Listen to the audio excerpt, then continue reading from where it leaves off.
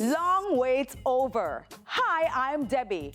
Bounty killer back in the United States, ending a visa drought of 15 years. The fed-up DJ poised along with Vybz Kartel and Beenie Man to re-engage with dancehall fans in the lucrative U.S. market. Mama, she's not in a good mood. Get y'all easy, man, believe me. Enough of them grieve me. Jamaica! The DJ long denied access to the United States, having lost his entry permit in 2010, but 15 years later, once more touching down on U.S. soil. Warlord has returned. Miami! You better come hire me.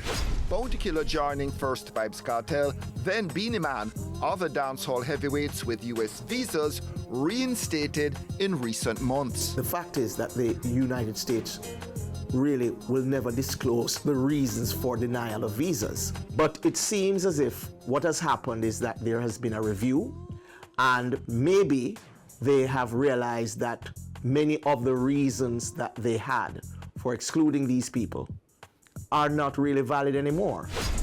At a time that couldn't be any more opportune for the three DJs, as media consultant Clyde Mackenzie points out. Because, you know, the most significant area of income generation for artists, Jamaican ones, is really live performance.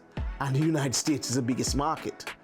And I do believe that the pent-up demand in many of these markets, you know, New York, LA, Miami, that will make a big difference in terms of their earning potential. And so I believe that the most important thing for them is just to use this opportunity wisely at this time, because everybody is clamoring for these acts and they're able now to perform at venues which before they weren't able to fill, and now they're selling out these venues.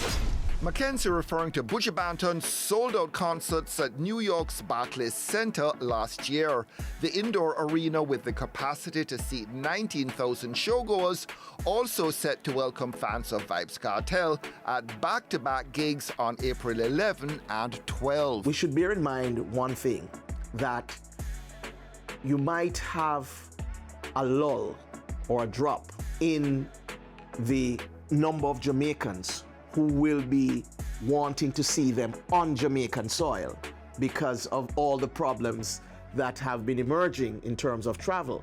And so a lot of these Jamaicans who are in the diaspora will be very happy that these acts who they might not have seen for a while will be performing on US soil.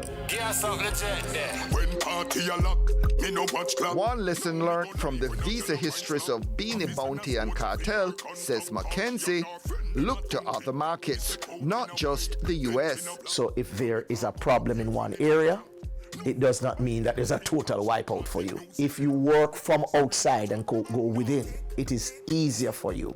It is cheaper in terms of promotion. And you can be a veteran, you can be an emerging DJ, a visa can be granted, then taken away just like that. It is so easy for a visa to be taken away from you. The United States government does not have to explain to you the reasons why it is denying you a visa. Once we appreciate that, then we know that this privilege is something that is very fickle and can change in a second.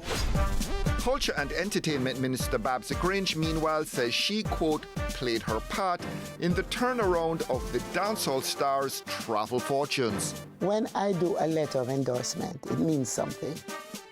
And I don't take it lightly when I provide the artists with a letter of endorsement when they are going in for their interviews. I do ask them to be conscious of what they do and what they say.